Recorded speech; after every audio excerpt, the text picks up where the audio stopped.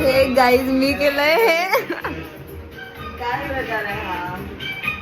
जसं की तुम्ही बघितलं केळवण्याची तयारी चालू आहे, तर तुम्ही विचार करतील कोणाचं केळवण, तर माझ्या भावाचं लग्न आहे, सो त्याचं केळवण करायचं आम्ही ठरवलं होतं. तर नमस्कार, माझं नाव मनाली आणि तुमचं माझ्या मिनी ब्लॉगमध्ये खूप खूप स्वागत आहे. तर जसं आमचं डेकोरेशन संपलं तसंच माझा भाऊ घरी आला आणि आम्ही त्याचं स्वागत एकदम चांगल्या पद्धतीने केलं. आमचं जेवण रेडी होतं, त्यामुळे मम्मीने लगेच टाइम न वेस्ट करता त्याची आरती करून घेतली, कारण की सर्वांना खूप भूक लागली होती आणि पटापट जेवायचं होतं.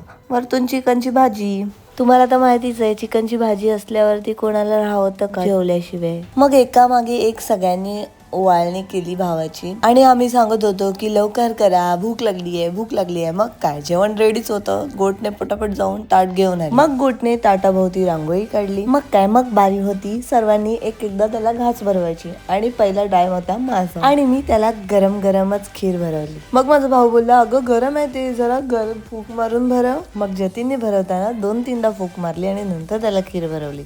त्यानंतर बारी होती आईची आणि आईने पण त्याला खीर भरवली, पण तो बोलला अगं फूक मार आधी.